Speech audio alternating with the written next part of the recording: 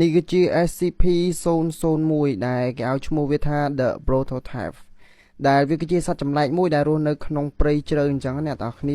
ហើយអ្នកទាំងអស់គ្នាបានសំណូមពរឲ្យខ្ញុំនិយាយអំពី SCP-001 ច្រើនហើយខ្ញុំក៏បានស្វែងរក SCP-001 ទៅក៏មានវាមានច្រើនប្រភេទអញ្ចឹងណាអញ្ចឹងនៅក្នុងវីដេអូនេះខ្ញុំនឹងលើកយក SCP-001 ដែរប៉ុន្តែវាមានឈ្មោះថា The Prototype តោះឥឡូវមកទស្សនាវីដេអូនេះជាមួយខ្ញុំទាំងអស់គ្នាសាច់រឿងដំបូងដែលគេបានរកឃើញ SCP-001 ដែលវាមានឈ្មោះថា The Prototype ហ្នឹងគឺដោយសារតែក្មេងប្រុស3នាក់នេះគឺគាត់បានចូលទៅក្នុងព្រៃជ្រៅហើយក៏បានឃើញអ្វីមួយយ៉ាងនៅក្នុងព្រៃដែលវាមានពណ៌ខ្មៅមើលទៅដូចចម្លែកអញ្ចឹងណាហើយពួកគេហាក់បីដូចជាសង្ហាចិត្តនៅពេលដែលបានឃើញរបស់ចម្លែកនៅក្នុងព្រៃអញ្ចឹងហើយណាមួយវានៅក្នុងព្រៃជ្រៅទៀតហើយពួកគេក៏បានយកឈើទៅចាក់អាសត្វចម្លែកហ្នឹងអារបស់ខ្មៅដែលនៅក្នុងព្រៃហ្នឹងវាមើលទៅដូចមានជីវិតអញ្ចឹងណាពួកគេក៏បានយកឈើទៅចាក់ទៅមានណាស្រាប់តែសត្វចម្លែកនឹងងាកមកក៏បានស៊ីពួកក្មេងៗទាំង3នឹងអស់ទៅឪពុកម្ដាយរបស់ក្មេងៗហើយនឹងប្រជាជនជាច្រើនហ្នឹងមានការទុកមិនសុខចិត្តអញ្ចឹងដោយសារតែបាត់ក្មេងៗចូលទៅក្នុងព្រៃទៅវាបាត់ឈឹងអញ្ចឹងណាហើយអត់ដឹងមូលហេតុថាកើតមកដោយសារអីអញ្ចឹងណាហើយពួកគេក៏បានទៅប្តឹងប៉ូលីសហើយនៅក្នុងតុលាការហ្នឹងក៏បានបង្ហាញអ្នកដែលបានបាត់ឈ្មោះហ្នឹងគ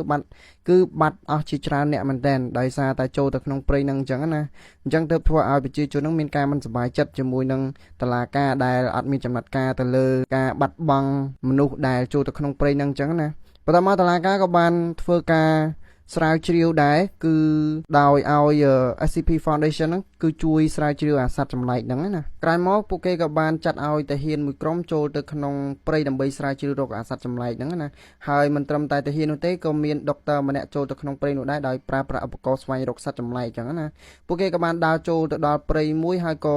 ឃើញកន្លែងដូចជាបោះជំរំកាលពីជំនាន់សម័យធ្វើសង្គ្រាមអញ្ចឹងណាអញ្ចឹងកន្លែងនោះគឺជាកន្លែងដែលកងទ័ពគាត់ធ្វើសង្គ្រាមហើយគាត់ស្នាក់នៅកន្លែងហ្នឹងអញ្ចឹងណាហើយពួកគេក៏បានមកដល់ទីនោះហើយក៏បានត្រៀមខ្លួនប្រុងប្រយ័ត្នក្នុងការស្វែងរកសត្វចម្លែកហ្នឹងដែរនៅពេលដែលគេដើរទៅដល់អាជំរំហ្នឹ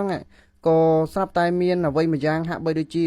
រត់កាត់ឬក៏មើលពួកគេអញ្ចឹងណាពេលនោះសត្វចម្លែកនោះក៏បានចេញមកហើយវាចេញមកពីប្រហោង hole black hole ហ្នឹងគេហៅថា black hole ដែលវាចេញមកហ្នឹងក៏បានធ្វើការវាយប្រហារទៅកាន់ទាហានដែលធ្វើឲ្យពួកទាហានហ្នឹងគឺបានស្លាប់ទាំងអស់គ្នាតែម្ដងក៏ប៉ុន្តែនៅសល់តែដុកទ័រហើយជាមួយនឹងមេទាហានអញ្ចឹងដែលគាត់មិនទាន់ស្លាប់ដោយសារតែសត្វចម្លែកហ្នឹងគឺវាអត់ទាន់វាយប្រហារត្រូវទៅដល់មេទ័ពហើយនឹងដុកទ័រហ្នឹងឯងក្រោយមកពួកគេក៏បានចាប់បានសត្វចម្លែកហ្នឹងគឺចាប់បានដោយសារតែមានបកគោភ្លើងហ្នឹងវាបាក់ទៅធ្វើឲ្យអាភ្លើងអគ្គិសនីហ្នឹងវាបែកផ្កាភ្លើងអញ្ចឹងអាបិសាចហ្នឹងក៏វាខ្លាចអាផ្កាភ្លើងហ្នឹងនិយាយទៅបិសាចហ្នឹងគឺវាខ្លាចពន្លឺអញ្ចឹងទៅធ្វើឲ្យពួកគេនឹងចាប់បានហើយនៅពេលដែលពួកគេចាប់បានគឺពួកគេបានយកអាបិសាចដែលជា SCP-001 ហ្នឹងដើម្បីធ្វើការពិសោធន៍ទៅលើវាហើយស្រាវជ្រាវនិងស្វែងយល់អំពីអាសត្វបិសាចហ្នឹងអញ្ចឹងណាហើយនៅពេលដែលពួកគេបានធ្វើការស្រាវជ្រាវទៅកាន់បិសាចហ្នឹងគឺវាអត់មានធ្វើសកម្មភាពអ្វីទាំងអស់វាដោយសារតែវាជាប់នៅក្នុងមន្ទីរឃុំឃាំងហើយពួកគេក៏បានប្រើប្រាស់អាពន្លឺ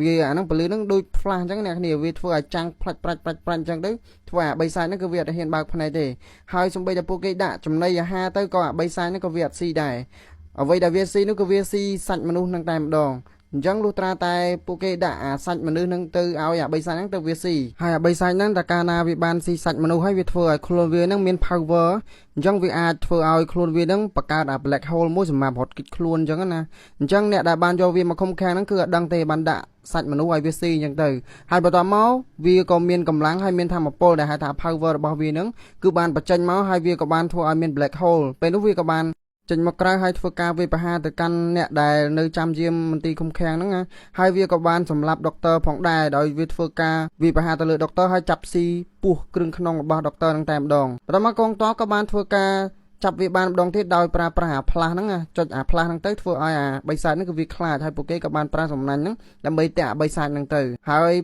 ក្រោយកន្លងមកទៀតពួកគេក៏បានបកគលអាបិសាចហ្នឹងជូនទៅ SCP Foundation ដែលជាអ្នកស្រាវជ្រាវប្រវត្តិសាស្ត្រតាក់ទងទៅនឹងពិភពលោកដែលកើតរឿងចម្លែកអញ្ចឹងណាហើយ SCP Foundation ហ្នឹងក៏បានធ្វើការស្រាវជ្រាវស្វែងយល់អំពីអាបិសាចហ្នឹងគឺបានឲ្យដឹងថាអាបិសាចហ្នឹងគឺជាបិសាចមួយដែលវាមានថាមពលរបស់វាគឺវាអាចបង្កើត black hole ហើយធ្វើការរត់គេចខ្លួនពីសត្រូវរបស់វាឬក៏ពីនរណាម្នាក់បានយ៉ាងងាយស្រួលហើយមួយទៀតវាក៏មានថាមពលវាមួយទៀតដែរគឺវាហាមាត់របស់វាទៅធ្វើឲ្យអា black hole ហ្នឹងស្រូបយកមនុស្សដែលនៅក្នុង black hole ហ្នឹងគឺស្រូបទាញមនុស្សចូលទៅក្នុងអា black hole របស់វាហ្នឹងតែម្ដងហើយក្រុមអ្នកស្រាវជ្រាវ SCP foundation ហ្នឹងក៏មិនបានសម្រាប់អា3សាច់នឹងដែរដោយគ្រាន់តែយកអា3សាច់ដែលជា SCP-001 ហ្នឹងយកទៅឃុំហើយនឹងយកចិត្តទុកដាក់ទៅលើវាដោយប្រុងប្រយ័ត្នទៅលើវាខ្ពស់ដើម្បីធ្វើការសិក្សានិងស្រាវជ្រាវលើវាបន្តទៀតអញ្ចឹងវីដេអូហ្នឹងមានតែប៉ុណ្្នឹងទេអ្នកនរគ្នាអរគុណអ្នកនរគ្នាដែលបានទស្សនាវីដេអូនេះពីដើមដល់ចប់កុំភ្លេចចុច Subscribe Channel របស់ខ្ញុំម្នាក់មួយផងដើម្បីទទួលបានវីដេអូថ្មីៗបន្តទៀតអូខេអ្នកនរគ្នាបាយ